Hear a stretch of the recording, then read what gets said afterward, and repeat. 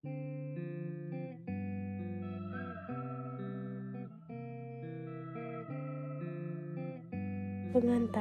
filsafat diakui sebagai induk ilmu pengetahuan, pada mulanya mampu menjawab segala pertanyaan tentang segala sesuatu dan segala macam masalah. Sebelum membicarakan latar belakang masalah munculnya filsafat pendidikan, terlebih dahulu diterangkan arti dari filsafat itu sendiri. Filsafat adalah usaha orang untuk memahami dunia dan hidup ini, menurut Anwar 1983. Sedangkan filsafat pendidikan ialah ilmu yang pada hakikatnya merupakan jawaban dari pertanyaan-pertanyaan ilmu pendidikan. Perkembangan pemikiran filsafat spiritualisme kuno. 1. Timur Jauh. Yang termasuk ke dalam wilayah Timur Jauh ialah Cina, India, dan Jepang.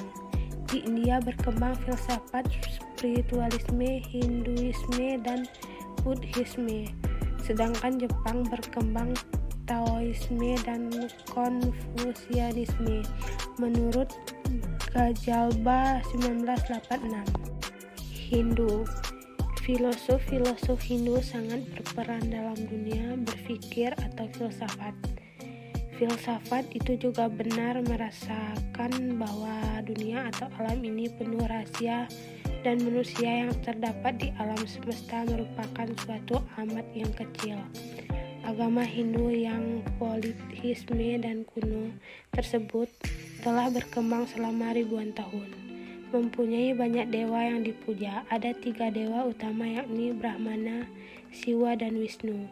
Hinduisme merupakan kepercayaan yang sangat populer di India. 2. Buddha. Pencetus ajaran Buddha ialah Pangeran Siddhartha Gautama. Akibat ketidakpuasannya terhadap penjelasan para guru Hinduisme tentang kejahatan. Dalam ajaran kitab Buddha yakni Tripitaka, dalam permurnian keadaan ada 8 ajaran, di mana 8 ajaran itu dipelajari maka akan membawa manusia menjadi mulia dan sempurna. Karena filsafat Buddha berkeyakinan bahwa segala sesuatu yang ada di dunia ini terliputi oleh sengsara, yang mana sengsara itu disebabkan oleh cinta terhadap sesuatu yang berlebihan. 3. Tao. Pendiri Taoisme ialah Lao Tzu. Lahir pada tahun 604 sebelum Masehi. Tulisannya yang mengandung filsafat, jalan Tuhan atau sabda Tuhan. Tao ada di mana-mana, tetapi tidak berbentuk dan tidak dapat pula diraba. Tidak dapat dilihat dan didengar. Pada filsafat Lao Tzu, pengertian Tao dapat dimasukkan ke dalam aliran yang condong kepada spiritualisme. Sementara itu, aliran-aliran filsafat India dan Tiongkok nyata benar bahwa spiritualisme itu berkaitan dengan etik. 4. Shinto.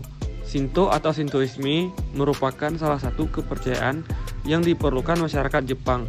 Shinto dan Buddha ialah agama atau kepercayaan yang utama di Jepang. Shinto tumbuh dan berkembang di Jepang. Sangat respek terhadap alam, karena ajarannya mengandung nilai dan ekspresi. Shinto mengandung ajaran yang nilai motivasi dan optimisme guru menjadi pegangan bagi penganutnya. Selanjutnya saya akan menjelaskan tentang Timur Tengah. Perkembangan pemikiran filsafat spiritualisme kuno di Timur Tengah akan diungkapkan, yakni filsafat Yahudi dan Kristen. 1. Yahudi. Pemikiran-pemikiran filsafat Timur Tengah muncul di sekitar tahun 1000 sampai 150 sebelum Masehi. Tanda-tanda yang tampak atas keberadaan pemikiran filsafat itu adalah adanya penguraian tentang penindasan moral dari monoteisme, peredaran kebenaran, dan menilai tinggi. Selama 2000 tahun yang lalu, doktrin-doktrin monoteisme dan pengajaran tentang etnis yang dianggap penting dari kaum Yahudi. 2. Kristen. Para filosof Kristen pada masa tersebut mempunyai identitas yang bervariasi dan mempunyai banyak aliran pemikiran. Namun, dalam hal tertentu mereka mempunyai persamaan dalam bertindak. Agama Kristen ini mempunyai kitab suci atau kepercayaan yang dikenal dengan Perjanjian Lama dan Perjanjian Baru. Bahasa yang dipakai yakni bahasa dalam bahasa Ibrani. Kitab suci agama Kristen ini bernama Injil yang diturunkan kepada Isa Al-Masih guna dijadikan sebagai petunjuk umat Bani Israel. 3. Romawi dan Yunani. atau antropomorfisme. Antropomorfisme adalah suatu paham yang menggunakan antara sifat-sifat Tuhan atau pencipta dengan sifat-sifat yang ada pada manusia atau yang diciptakan. Sebagai contoh, tangan Tuhan disamakan dengan tangan manusia. Paham ini muncul pada zaman patistik dan skolastik, yaitu pada zaman kuno dan selama zaman pertengahan filsafat. Dalam periode ini, filsafat diajarkan di sekolah-sekolah, biara-biara, dan universitas, berdasarkan kurikulum yang ada dan yang bersifat internasional. C. Reaksi terhadap spiritualisme di Yunani. Adanya problem yang selalu mendapatkan tanggapan serius, yang untuk kalangan pemikir-pemikir dan filosof-filosof yang dimulai dari daerah Grek atau Yunani, yang merupakan awal dan munculnya filsafat, yang diawali dengan pengetahuan mitos, khususnya mengenai aliran filsafat spiritual yang lahir ditandai dengan jalan pemikiran yang mengutamakan kerohanian dan kejiwaan. 1. Idealisme. Tokoh aliran idealisme adalah Plato pada tahun 427 sampai 374. Aliran idealisme adalah suatu aliran ilmu filsafat yang mengagumkan jiwa. Menurutnya, cita adalah gambaran asli dengan bayangan dunia yang ditangkap oleh panca indera. Filsafat idealisme Plato banyak memberikan pengaruh dan sumbangan ke dalam dunia pendidikan. 2.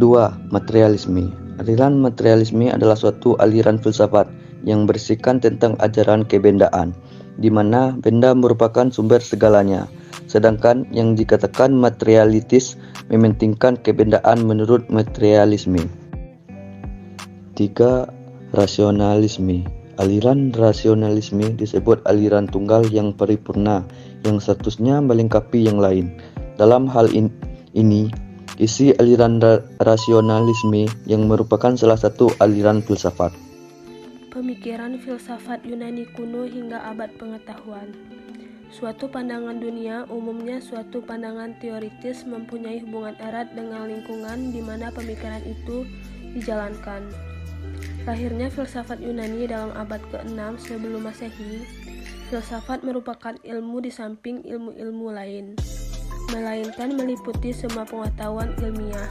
Tanah Yunani adalah tempat permainan di mana pemikiran ilmiah mulai tumbuh, terutama di bidang filsafat pendidikan.